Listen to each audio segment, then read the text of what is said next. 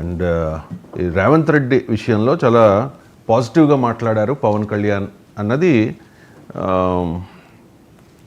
చాలామంది చెప్తున్నమాట. అండ్ ఇంకొకటి ఏంటంటే ఆయన రేవంత్ రెడ్డి పాలన మీద మాట్లాడలేదు, కానీ ఈ తొక్కిసలాట వివాదం, అల్లు అర్జున్ అరెస్టు నేపథ్యంలో ఆయన వ్యవహరించిన తీరు కక్ష సాధింపులా లేదు అని చెప్పి పవన్ కళ్యాణ్ మాట్లాడారు.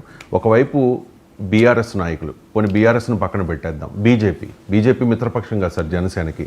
సో బీజేపీ నాయకులు పదే పదే చెప్తూ ఉన్నారు, కిషన్ రెడ్డి అంటూ ఉన్నారు, బండి సంజయ్ అంటూ ఉన్నారు, ఇంకా చాలామంది భారతీయ జనతా పార్టీ నాయకులు అంటూ ఉన్నారు, ఇది కక్ష సాధింపు, అల్లు అర్జున్ విషయంలో కక్ష సాధిస్తూ ఉన్నాడు రేవంత్ రెడ్డి అనేది బండి సంజయ్ లాంటి సీనియర్ నాయకుల వెర్షన్. అయితే మరి పవన్ కళ్యాణ్ వెర్షన్ అందుకు భిన్నంగా ఉంది. దీని మీద మీడియా మిత్రులు బండి సంజయ్ గారిని ప్రశ్నిస్తే ఆయన కూడా రియాక్ట్ అయ్యారు సార్. ఒకసారి ఆ బయట ప్లే చేయండి.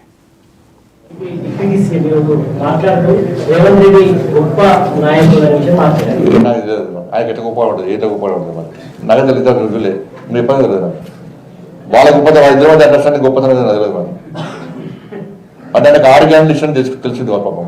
2,500 రూపాయలు మహిళలకు ఇచ్చారు, లేదంటే 15 రూపాయలు భరోసా ఇచ్చారు, 12 రూపాయలు రైతు బిల్లులకు ఇచ్చారు, తులం బంగారం ఇచ్చారు, 2 లక్షల ఉద్యోగాలు భర్తీ చేశారు, లేకుంటే 4,000 రూపాయలు నిరుద్యోగ వృద్ధిస్తున్నారు, 40 రూపాయలు ఆహార పెన్షన్ ఇస్తున్నారని తెలిసింది వాచానికి. ఇట్లా పక్క చోర అయిపోయిన వాచానికి. రైట్. ఇక్కడ పాయింట్ ఏంటంటే సార్, ఎక్కడ ప్రశంసించలేదు పవన్ కళ్యాణ్ రేవంత్ రెడ్డి పాలన బాగుంది అని చెప్పి. ఆయన ఈ సినిమా వ్యవహారంలో జగన్లా సినిమాలను ఆపేసి కక్ష సాధింపు చేయలేదు అని మాత్రం ఒక మాట చెప్పారు సార్ పవన్ కళ్యాణ్ ఈ విషయంలో. బీజేపీలోనే 2 మాట్లాడినప్పుడు పవన్ కళ్యాణ్కు వేరే పార్టీ కదా, ఇప్పుడు పురంధేశ్వరి రేవంత్ రెడ్డి తప్పు పట్టారు, విష్ణుకుమార్ రావు సమర్థించారు, శాసనసభాపక్ష నేత కదా.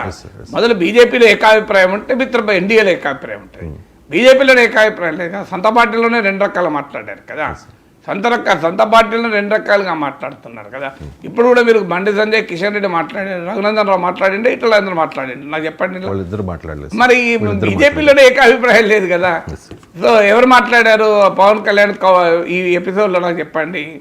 సో అందువల్ల బీజేపీ మొదలు సొంత పార్టీలో ఒకే అభిప్రాయం, మొదలు పురంధేశ్వరి, విష్ణుకుమార్ రాజు, బండి సంజయ్, కిషన్ రెడ్డి కూర్చొని మొదలు స్టాండ్ తీసుకోమనండి. తర్వాత ఎన్డీఏ స్టాండ్, ఇకపోతే జనసేన ఒక పార్టీ, బీజేపీ ఒక పార్టీ, ఒకే రెండు మిత్రపక్షాలైనంత మాత్రం ఒకే అభిప్రాయం ఉండాలని రూలే లేదు. చాలా అంశాలపైన మిత్రపక్షాలు భిన్నమైన అభిప్రాయాలు ఉంటాయి, ఉండకూడదని లేదు కదా, అది కూటమి కదా. సో అందులో జనసేన ఆంధ్రప్రదేశ్లో ఉంది, జనసేనకు ప్రత్యర్థి వైసీపీ, అక్కడ కాంగ్రెస్ ప్రత్యర్థి కాదు, రేవంత్ రెడ్డి ప్రత్యర్థి కాదు. తెలంగాణలో బీజేపీకి వైసీపీ కాదు ప్రత్యర్థి, తెలంగాణలో బీజేపీకి కాంగ్రెస్ ప్రత్యర్థి. అందువల్ల తెలంగాణలో పవన్ కళ్యాణ్ పార్టీ లేదు, జనసేన లేదు. ఆయనకి ఏం పంచాయతీ ఎందుకు పెట్టుకుంటారు రేవంత్ రెడ్డితో? నాకేం పని, ఆయనకు అవసరం ఏమున్నది పవన్ కళ్యాణ్ పంచాయతీ పెట్టుకోవడానికి? రాజకీయ it's all A function of politics. మీకు మిత్రులుగా ఉన్నప్పుడు ఒక రకంగా ఉంటారు, ప్రత్యర్థులు ఉన్నప్పుడు ఒక రకంగా ఉంటారు.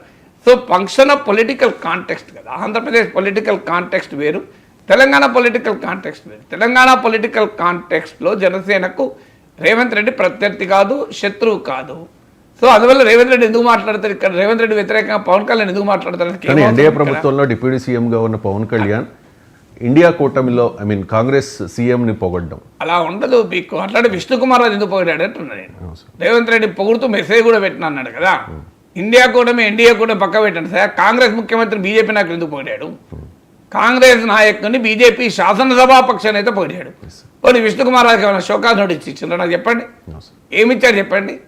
అందువల్ల విష్ణుకుమార్ రాజే రేవంత్ రెడ్డి పొగుడుతుంటే పవన్ కళ్యాణ్ అభిప్రాయం చెప్పడం తప్ప, ఇండియా కూటమిలో ఉన్న వాళ్ళంతా అరవింద్ కేజ్రీవాల్ కాంగ్రెస్ని తిడతలేడా? కాంగ్రెస్ పార్టీ అరవింద్ కేజ్రీవాల్ తిడతలేరా? ఫ్రాజీవాల్, కేజ్రీవాల్ కాదు ఫార్జీవాల్ అన్నాడు. మరి వాళ్ళు ఇండియా కూటమిలో తిరుగుంటలేరా?